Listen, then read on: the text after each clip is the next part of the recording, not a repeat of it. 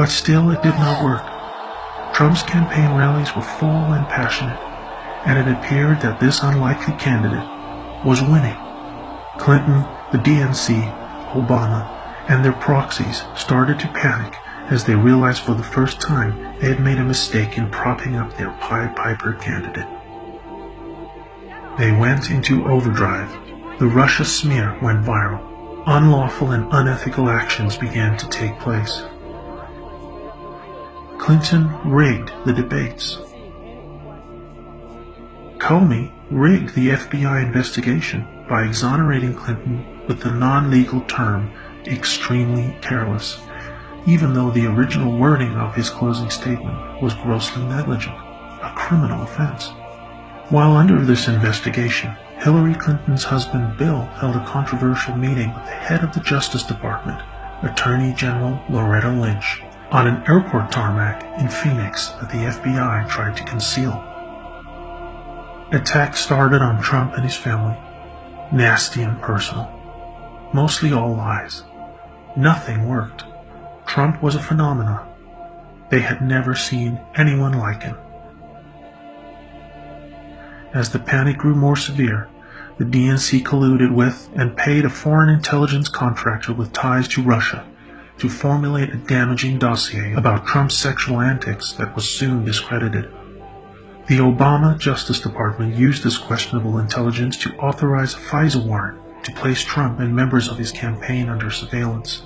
Illegal spying starts on Trump, his campaign team, and his family. The illegality of these actions would have had no consequence, since Clinton and Obama had little doubt of a victory.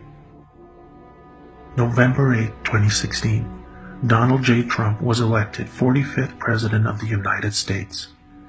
Now, in full panic, and realizing they had been compromised, the objective then was to prevent the inauguration.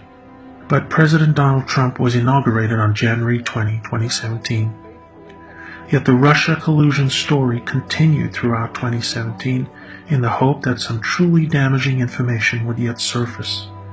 They tried to destroy Trump and his family without success.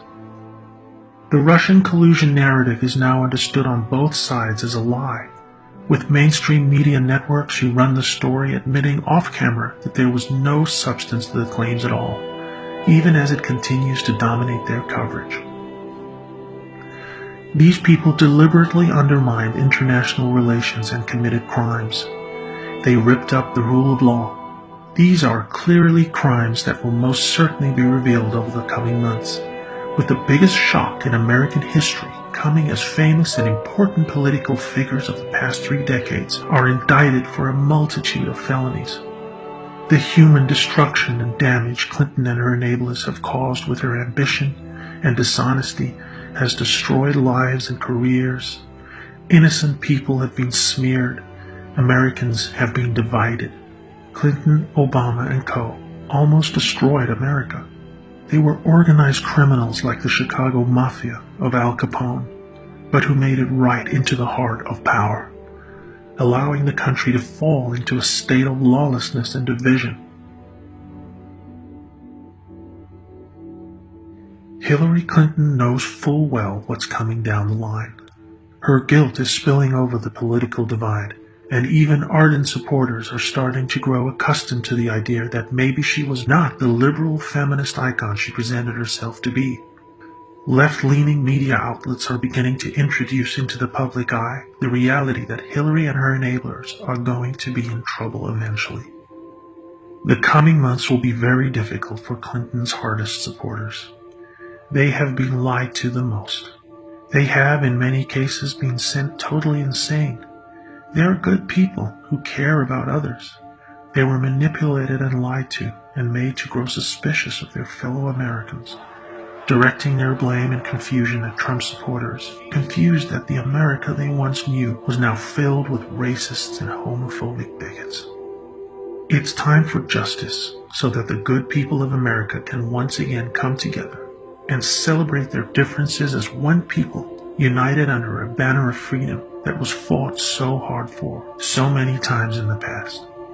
Americans deserve no less for what these criminals have done.